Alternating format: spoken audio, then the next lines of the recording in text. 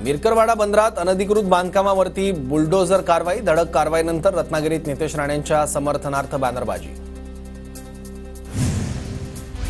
स्थानिक स्वराज्य संस्था निवडणुकीबाबत सर्वोच्च न्यायालयात आजही सुनावणी नाहीच, आता 25 फेब्रुवारीला सुनावणी होणार। ठाकरे गटामुळेच निवडणुकीला दिरंगाई, स्थानिक स्वराज्य संस्थांच्या निवडणुकांवरील सुनावणीवर शेलारांची प्रतिक्रिया।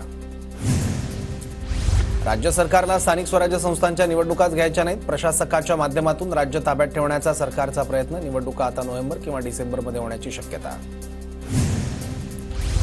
विद्यापीठ महाविद्यालय निवडणुकांसंदर्भात सकारात्मक निर्णय घेणार, अभाविप कार्यकर्त्यांच्या मागणीनंतर फडणवीसांचं उत्तर, कॉलेज निवडणुका नेतृत्व तयार करण्याचं केंद्र असल्याची फडणवीसांची प्रतिक्रिया।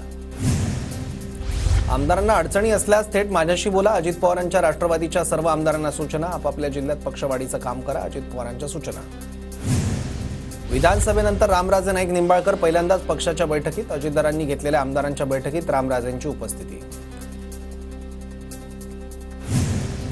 पाणी टंचाईच्या तक्रारी येत असल्यानं मनपा आयुक्तांचा ॲक्शन प्लॅन, पाणी चोरी टाळण्यासाठी सर्व विभागांमध्ये भरारी पथकांची स्थापना होणार।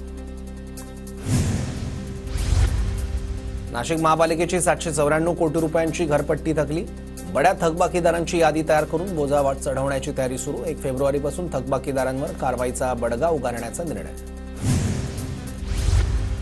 टोमॅटोची आवक वाढल्यानं मोठ्या प्रमाणात दर घसरले, नाशिक बाजार समितीतील टोमॅटोकडे शेतकऱ्यांची पाठ, टोमॅटोला प्रति किलो 8 ते 10 रुपये दर।